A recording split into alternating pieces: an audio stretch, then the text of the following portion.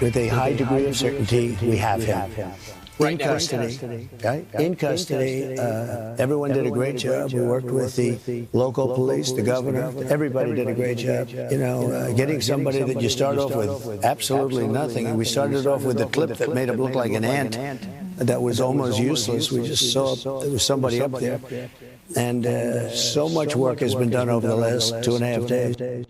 So that was the news the president shared with us at 8 o'clock in the morning Eastern time, that they got this guy who we later know is Tyler Robinson, 22 years old, lives in the area. They found him 3.5 hours away. That was something that Eric Trump cares deeply about, because Charlie Kirk, by all accounts, was like a brother to Eric, and they know they work side by side. He was like family. Everyone, even the President of the United States, really says he felt that way. Eric has a book out. It's called Under Siege, My Family's Fight to Save the Nation. Eric, you must be relieved that your dad was able to make that announcement. Brian, I can't even tell you. I mean, honestly, when I was watching Cash and Tell, obviously I was watching my father on Fox and Friends this morning, and you know, Cash is a dear friend of mine. Charlie was a dear friend of mine. I met Charlie when he was 21 years old. He came into the Trump organization, and I was, I think, the first one that met him in our family. And he told me about all these lofty aspirations that he had to grow, you know, kind of this movement across college campuses and reverse the indoctrination of our kids. And, you know, they had one or two, you know, kind of college setups at that point, but nothing like the organization it is. Turning Point was just getting going, and yet he depicted exactly what Turning Point is today. I mean, word for word, I want to grow, I want to change the mindset, you know, of kids across this nation. I want to stop the indoctrination. I want to stop the wokeness. I want to be in every single college campus. I want to have a major presence. I want these people on, you know, student body boards. You know, I want them challenging professors. And honestly, as I sit here and look and just kind of remember the life of a dear friend, looking back, he did everything and more. Everything that he sat down and told me he was going to do as a 21-year-old kid, he accomplished and more. And honestly, maybe the greatest image of that was just seconds before he was shot. And you see these crowds of people, and you know, they have love of this country, and they have love of God, and they're so excited to be there, and they're having so much fun, and they're all wearing 47 hats, and they're all holding American flags. The guy accomplished everything that he told me he was going to accomplish when he was 21 years old. When I first met him that time, he was a remarkable human being. He was larger than life. He's such a powerful voice. And he created and helped kind of fulfill a movement that is unstoppable. You know, no bullet is going to stop that movement, Brian. And we're going to miss our friend. We're going to miss our friend. And the thing is, now it turns out, if everything goes true to form as we're hearing, this guy is a left-wing zealot. This guy there's nothing oppressive in his life. He seemed like a middle-class kid. He lives in a 6-bedroom house, living in Utah, basically stress-free. I saw a video online. He's getting a scholarship to college, 22 years old. And don't tell me life was hard for him, that he had to take action. Life was great for him. And he thought, the only thing for me to do now is to kill somebody in the prime of their life in front of a capacity crowd, and just because he didn't like what Charlie stood for. That to me is insane, even though there's nothing about this guy prior to this that showed insanity. Well, I mean, it's ironic, Brian, that he uses the words fascist, he uses the words Nazi, he's inscribing that on bullet casings, yet he's the guy standing on a rooftop with a German-made battle rifle. Right, shooting at a crowd of people who are having civil dialogue and having so much fun, all smiles, love this country, love God, you know, fight for God, love our nation. Yet he's the one by himself, dressed in all black on the roof with a sniper rifle. I mean, you know, give me a break. It's truly horrible. And as you said, I mean, he got a free scholarship. He had his life ahead of him. You know, how does this anger? You know, how does it evolve in these people? And you know, how are they indoctrinated to such evil kind of lengths that somebody could actually take up arms and do something like this? I will never fully understand it. I can truly, it's just hard for me to compartmentalize how somebody can get to that spot.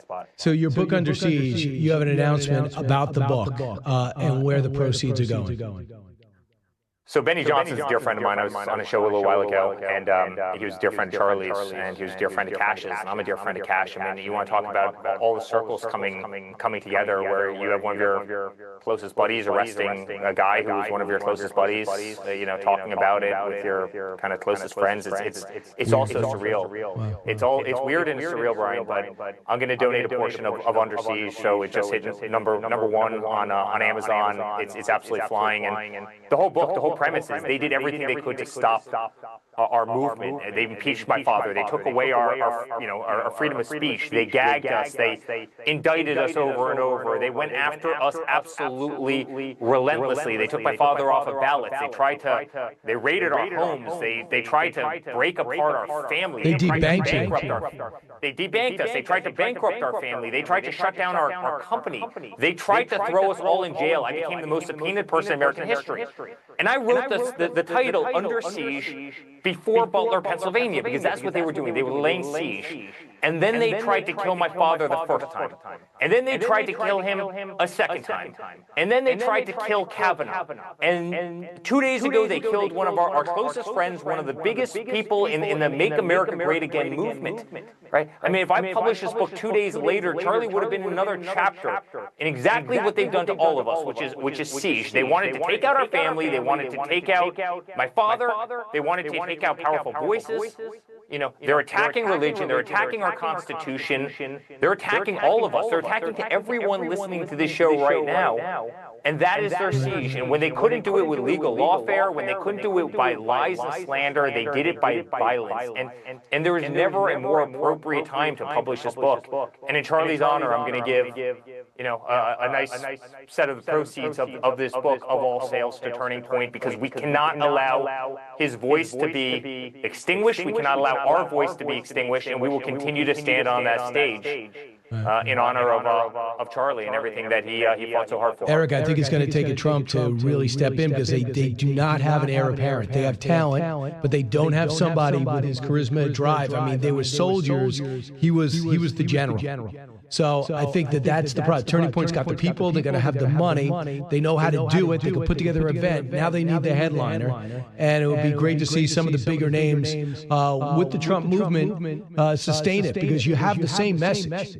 And I think that would be great. Hopefully you guys can work that out. But Eric, I want you to hear some of this. So for people who think that you're exaggerating, and I know not many people do, but let's just say some people think you're exaggerating. This is the Attorney General of New York, using all her resources to stop you, who doesn't even know you. Listen. I'm running for Attorney General because I will never be afraid to challenge this illegitimate president. Tonight we send the message that no one is above the law. I look forward to going into the office of Attorney General every day, suing him, defending your rights, and then going home. And they won the civil case, and you appealed it, but that was $750 million, and you had to scramble to get a bond. And she was trying to stop you from getting a bond. She wanted to carve up all the Trump assets, didn't she? She wanted to take our name off of every building around the country, and thank God that we won, and thank God the appellate division overruled her, right? Brian, she wanted to extinguish our name, my father's legacy. She wanted to bankrupt us. She didn't give a damn about the thousands of employees that I have working for me all over New York, and the tens of thousands of employees I have around the world. She didn't give a damn about those people. So long as she got Donald Trump, she went into office with one mission, as you heard right there, to get Donald Trump. And this is what I talk about in Under Siege, right? I mean, they use legal lawfare. They use political lawfare. They weaponized the DOJ. They raided our houses. They debanked us. Anything that they could to hurt us financially, waste our time, slander us. Look at the dirty dossiers where they said the most unthinkable things about my father. They were trying to do that to break up his marriage and so many other things. Look at the whole Russia hoax. Right? And when America's not buying it, because they lost time after time after time the narrative, guess what? You know what they do? They resort to violence. Then they tried to kill him, but not just once, but multiple times.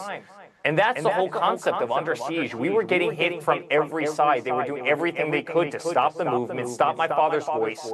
You know, as evidenced by the fact that Twitter ripped him off of Twitter, yet they left Boko Haram, they left the Taliban, they left Al-Qaeda, you know, they left the Ayatollah on Twitter, but yet the 45th president of the United States was no longer allowed to tweet. They wanted to get rid of his voice. They wanted to gag order him. They wanted his mugshot all over the place. They wanted the 91 indictments. They wanted me to spend $300-400 million on legal fees defending yourself from absolute nonsense when our family's never gotten so much as a speeding ticket before my father decided to run for office the second time. And this was their game, Brian, and that's what the book's about. And then they took your 80-year-old CFO and put him in jail twice because he wouldn't break and tell you the real story about the Trumps. I mean, think about that. Well, I mean, they told him, they said, Alan, I mean, and this is a man who's been in our company for 50 years. You tell us anything about Donald Trump, and you go free. And he goes, I'm not going to lie. We run a perfect company. We run a perfectly honest company.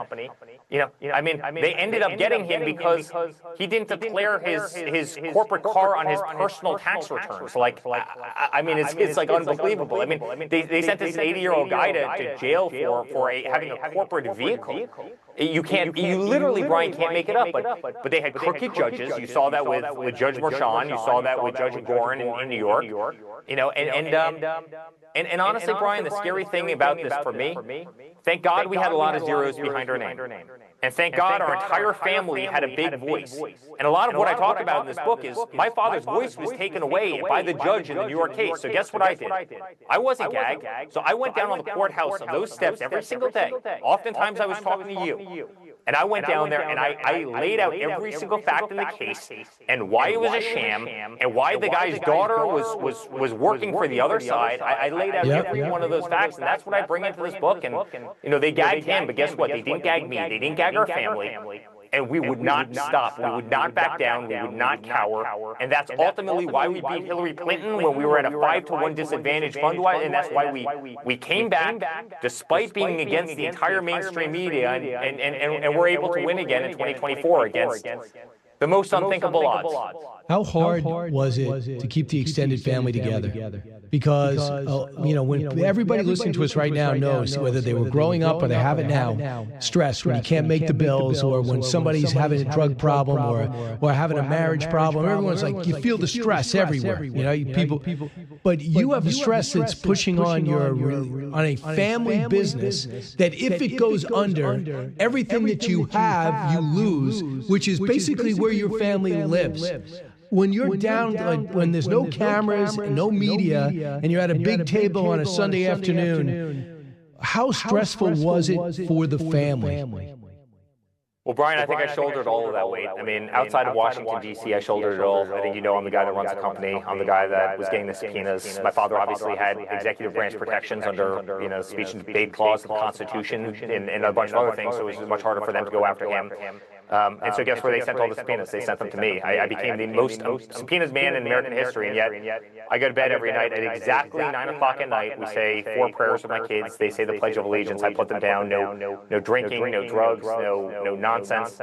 No laptops from hell, Brian. You know me very well. You've known me for 20 years. I don't have a dishonest bone in my body. I've never crossed any line. You know, no pictures of illicit drugs, no pictures of prostitution, and yet somehow, you know, I was the guy on this side of the aisle, right? I'm the guy who wakes up at 5 o'clock in the morning, goes to work, to fight for a beautiful family, right, and company, and yet somehow I'm the guy that gets 112 subpoenas, and yet, you know, Hunter Biden, you know, gets away with absolute murder. Like, we've got legitimate businesses. He's selling finger painting all over the world for millions of dollars, or was, and yet I'm the guy who's apparently profiting off of government when I have to spend $400 million to, you know, defend ourselves from sham trials. I mean, it's the irony is massive, but I talk all about that in Under Siege. And but our family never broke. They never cowered. Baron's an amazing kid. Tiffany is an amazing girl. Don and Ivanka are two of the greatest people on earth. And you know, it's almost unlikely because you never see that. You never see children of politicians on that stage. In fact, the #1 rule in politics, as you know better than anybody, Brian, is keep the kids and family the hell out of politics. And you know, the only people we had were ourselves. The only people my father had were Don and I, and Laura, and we went out there and we fought. And when you see the assassination of Charlie, it's exactly what they wanted. They wanted to keep us off of that stage, Brian. They didn't want our voices out there. They didn't want me in every single swing state. They didn't want me at these events. They're trying to scare us, and that's why we can never cower. Let me ask you something. And did you ever sit around and go, Dad, our life was so good? I mean, everybody wanted to play on a Trump golf course and go on your skating rinks and live in your buildings. And your dad and your family was going to every major event in the world. And then 50% of the country decided you're the worst, and 50% would say you're the best. And all the courts come in and all the power brokers try to destroy you. Did you